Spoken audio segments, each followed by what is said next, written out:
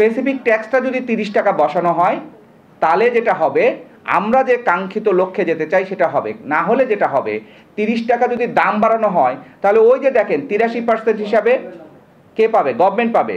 মানে 30 টাকা যদি দাম বাড়ানোই, তাহলে তার সাথে সাথে গভর্নমেন্ট 30 টাকা হিসাব 30 টাকার 83% হিসাবে পেয়ে যাবে হচ্ছে 24 টাকা 90 পয়সা গভর্নমেন্ট পাবে 30 টাকার। বাকি কত থাকে? 5 টাকা 10 পয়সা। আপনার আমার মনে হতে পারে 5 টাকা 10 পয়সা এর এমন কি? বাংলাদেশে গত বছরে সিগারেট বিক্রি হয়েছে 643 কোটি প্যাকেট। 643 কোটি প্যাকেটে যদি 5 টাকা 10 পয়সা করে লাভ করার সুযোগ হয়, ক্যালকুলেটর সবার কাছে আছে, গুণ করে দেখেন 3550 কোটি টাকা হবে। 3550 কোটি টাকা সিগারেট কোম্পানি এক বছরে বাড়তি মুনাফা করার সুযোগ পাবে যদি গভর্নমেন্ট দাম বাড়ায়। আর মধ্যম স্তর যেটা আছে সেখানে হচ্ছে 10 টাকা বাড়ানোর কথা বলা হচ্ছে। সেখানে যদি 83% বাদ দিয়ে দেওয়া হয় রেভিনিউ, তাহলে গভর্নমেন্ট পাবে 8 টাকা 30 পয়সা। ওখানে থাকে কত? 1 টাকা 70 পয়সা পাবে সিগারেট কোম্পানি। আপনাদের মনে হতে পারে 1 টাকার চলই নাই, 1 টাকা 70 পয়সা আর এমন কি? মধ্যম স্তরের সিগারেট বিক্রি হয় 125 কোটি প্যাকেট। তাহলে 125 কোটি প্যাকেটে 1 টাকা 70 পয়সা করে যদি গুণ করেন, 212 কোটি টাকা। আমরা এই হলরুমে যত মানুষ আছি, আমাদের সবার মিলে সারা জীবনে আমরা 212 কোটি টাকা ইনকাম করতে পারবো না। ওরা এক বছরে সেটা করে ফেলতে পারবে। সেই জন্য আমরা বলছি যে আমার প্রস্তাব, এই মূল্য বৃদ্ধিটা আমরা চাই, যেটা বাড়ানো হবে 30 টাকা বা 10 টাকা, সেটা স্পেসিফিক ট্যাক্স হিসাবে বাড়ানো হোক। তাহলে সুবিধা কি? গভর্নমেন্ট পুরো 30 টাকাটাই গভর্নমেন্ট পাবে। আর কি লাভ হবে?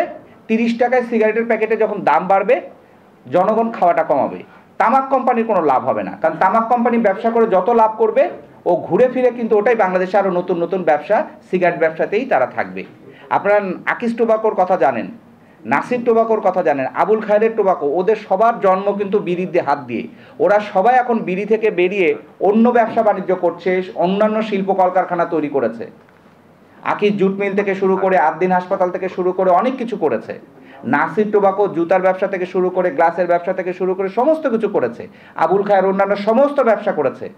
আর একমাত্র ব্রিটিশ আমেরিকান টোবাকো কোম্পানি, তারা শুধু এদেশের টাকা মুনাফা করে নিয়ে গেছে বিদেশে। 72% যেহেতু তাদের কোম্পানির মালিক বিদেশি। আর তারা সিগারেটের নতুন নতুন কারখানা করেছে। মহাখালীর কারখানা থেকে তারা এখন গিয়ে সাভারে বিশাল বড় কারখানা করছে। ফলে সিগারেট কোম্পানির মুনাফা বাড়া মানেই হচ্ছে নতুন করে আবার আমাদের উপরে বুমেরাং হিসাবে ফিরে আসবে। আর এই টাকা থেকেই তারা আমাদের যেটা কি করবে, জনগণের উপরে প্রভাব বিস্তার করার জন্য তারা বিভিন্ন জায়গায় সরকারি কর্মকর্তাদেরকে লেনদেন করাবে। আপনারা জেনে থাকবেন যে বাংলাদেশের একমাত্র cigarette company British American tobacco, যেখানে সরকারের 3 জন সচিব ব্রিটিশ আমেরিকান টোবাকো কোম্পানিতে বোর্ড অফ ডিরেক্টরস হিসাবে পরিচালনা পর্ষদে মিটিং করেন। একটা মিটিং করলে তারা 50,000 টাকা ফি পান।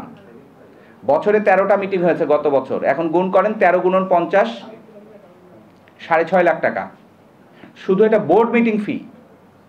এই বোর্ড মিটিং ফির বাইরে যাকে 50,000 টাকা বোর্ড মিটিং ফি দেবে, হোটেল রেডিসনে যদি করে, তার সাথে কি আর অন্য কিছুই থাকে না? আমরা বলছি যে ওটা বাদ দিই, শুধু টাকার অঙ্কেই 50,000 টাকার তারা বোর্ড মিটিং ফি দিয়ে সরকারি সচিবদেরকে বোর্ডে রাখে। এখনও শিল্প সচিব বিএটির বোর্ডে জাকিয়া সুলতানা, সেইটাকে গভর্নমেন্ট সাসপেন্ড করেছে, এই রিটায়ারমেন্টে পাঠিয়েছে, তারপরে কিন্তু সে বিএটির বোর্ডে আছে। এখন আপনারা বলতে পারেন যে বিএটির বোর্ডে থাকলে কি সুবিধা? অসুবিধা হচ্ছে আজকে কুষ্টিয়াতে একটা মিটিং হচ্ছে, সেখানে বিএটির শ্রমিকরা আন্দোলন করছে 22 দিন ধরে। সেই আন্দোলনকারীদেরকে উচ্ছেদ করে দেওয়ার জন্য আজকে শ্রম মন্ত্রণালয় থেকে একটা চিঠি পাঠানো হয়েছে কুষ্টিয়ার ডিসিকে, যে আপনি এই ব্রিটিশ আমেরিকান টোবাকোর এই কারখানা চালু রাখার জন্য ব্যবস্থা নেন। কি করবেন? ঠিকাদারদের শ্রমিক ডেকে এনে, এখন মিটিংটা চলছে, আমাকে ভিডিও পাঠিয়েছে, মিটিংটা চলছে। তো শ্রম মন্ত্রণালয়ের এই সচিব তিনি যেটা করছেন সেটা হচ্ছে, নুন খেলে তো একটুখানি গুণ গাইতেই হয় নাকি?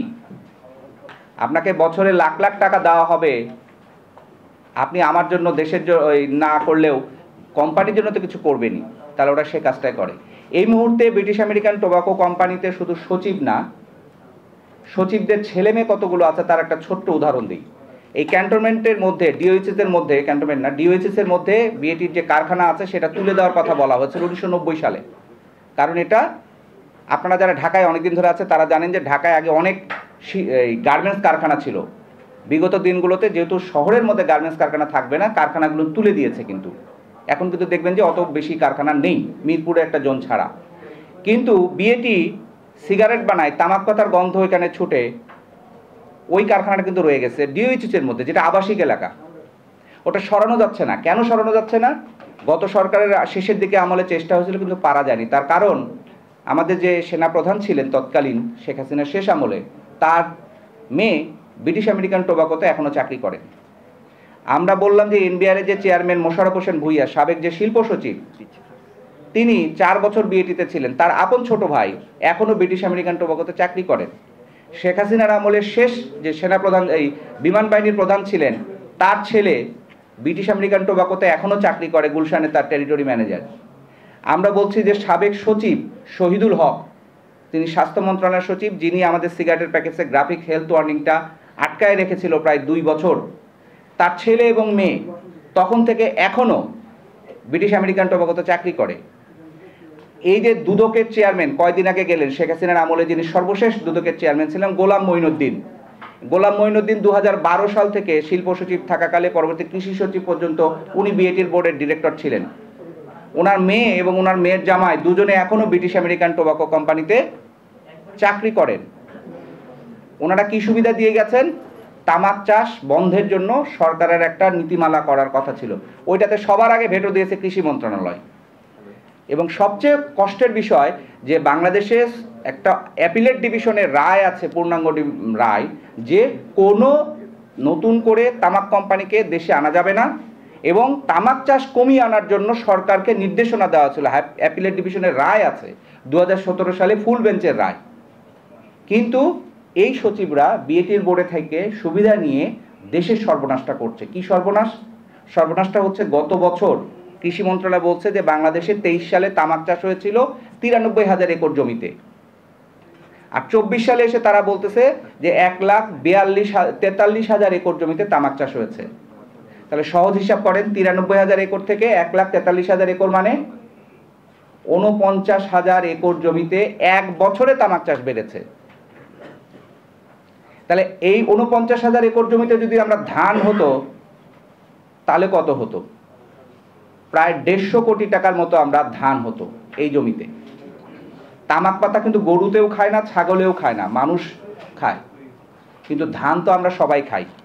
তাহলে এই যে তামাক পাতার চাষটা বাড়লো, কেন বাড়লো তার একটা ছোট্ট উদাহরণ দিয়ে আমি শেষ করছি। ওই যে মোশাররফ হোসেন ভূঁইয়ার কথা বললাম, যিনি শিল্প সচিব ছিলেন, পরবর্তীতে বিএটির বোর্ডে থাকার কারণে তিনি এনবিআরের চেয়ারম্যান হয়েছিলেন। উনি শেষ আমলে এসে একটা সিদ্ধান্ত দিয়ে গিয়েছেন যে আগে তামাক পাতা রপ্তানি করলে সরকারকে ট্যাক্স দিতে হতো 25%। 100 টাকা তামাক পাতা রপ্তানি করলেই 25 টাকা গভর্নমেন্টকে দিতে হতো। যেহেতু এটা ক্ষতিকর পণ্য, আমার দেশেরও ক্ষতিকর, যে দেশে পাঠাবেন সেই দেশের মানুষের জন্য ক্ষতিকর, এই জন্য 25% ট্যাক্স ছিল। উনি এসে 19 সালে সেটা 18 সালে সেটা কমায় 10% করে দিল, যে এত বেশি দেওয়ার দরকার নাই, কমায় দাও। পরের বছর 19 সালে এসে উনি বলছেন যে দেওয়ারই দরকার নাই, বলে ওটা এখন 0% করেছে। অর্থাৎ এখন বাংলাদেশ থেকে যে কেউ তামাক পাতা রপ্তানি করলে তাকে কোনো গভর্নমেন্টকে ট্যাক্স দিতে হয় না। 19 সালে করেছিল, ওই যে একটা খুবই কমন ডায়লগ আপনারা সবাই মিঠুন চক্রবর্তী শুনেছেন না, যে মারবো এখানে লাশ পড়বে শ্মশানে। 19 সালে করে গিয়েছে, তার ফলাফলটা হচ্ছে এই বছর বাংলাদেশ পেল কি? তামাক চাষটা এক বছরে 50,000 একর জমিতে বেড়ে গেল। 50,000 একর, আপনারা এখানে হিসেব করেন কার পরিবারে কতটুকু সম্পত্তি আছে। আমাদের গোটা গ্রাম, যে গ্রামে বাড়ি আমাদের সবার মিলে 50,000 একর জমি আছে কিনা, কত গ্রাম লাগবে? সেই জমিগুলোতে তামাক চাষ বেড়ে গেল কেন? ওই তামাক কোম্পানিকে ছোট্ট একটা সুবিধা দেওয়ার জন্য। তাহলে আমি এই যে নামগুলো বললাম, এটা ব্যক্তিগত চরিত্র হননের জন্য নয়, আমাদের শুধু জানা বোঝার জন্য। কারণ আমার রোগ হলে, এখানে একজন চিকিৎসক আছেন, রোগ হলে ডাক্তারের কাছে গিয়ে যদি বলে আমার পেট ব্যথা, ডাক্তার কিন্তু খুঁজে পাবে না। ডাক্তারকে বলতে হবে উপর পেটে, তল পেটে, নাভির গোড়ায় কিংবা কোন জায়গায়, এটা কিন্তু বলতে হবে। না বললে ডাক্তার তো আপনার পেটের মধ্যে ঢুকতে পারবে না।